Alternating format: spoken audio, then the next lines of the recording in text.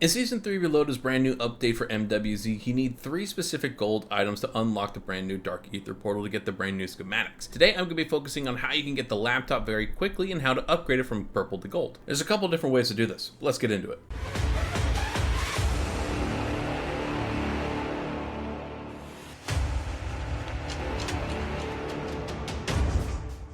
Now the first step to get in this laptop, you need to get one of the dogs, one of the Hellhounds inside of the game. That can either be by getting a bunch of different meat, which I recommend going through a bunch of different contracts and focusing on getting headshots with your main weapon. Or if you have the dog bone schematic unlocked, you can go and use that as well. Either way, you just need to get a Hellhound one way or another. If you're not going to use the dog bone schematic, I recommend using an escort mission because it's very easy to go through and you have a bunch of zombies spawning at once that you can headshot to get this dog meat a lot easier. I easily get almost 10 pieces of meat every time I do an escort mission with headshots, so it's very easy to do. Now with at least 3 pieces of meat in your inventory, go around the map and try and find any kind of dog house. They're really kind of random. There are usual spots that they spawn, but it's not a guarantee outside of one in particular in a tier 3 zone. Deposit at least 3 pieces of meat into one of these dog houses, and in a little bit you will have a dog explode out of there. Now you need to make your way over to a mercenary camp or a stronghold and find one of the sergeants at one of those locations. Now once you're at this location, make sure that the dog is going right for all the guys in this location if you want, but in particular the guy with the red beret, that is going to be the sergeant. As soon as the dog takes down the sergeant, a portal will open and you'll be able to get the laptop with stickers. So now to upgrade the laptop from purple to gold, you need to make your way to a very particular location inside of the tier 3 area that I'm showing you here on the map.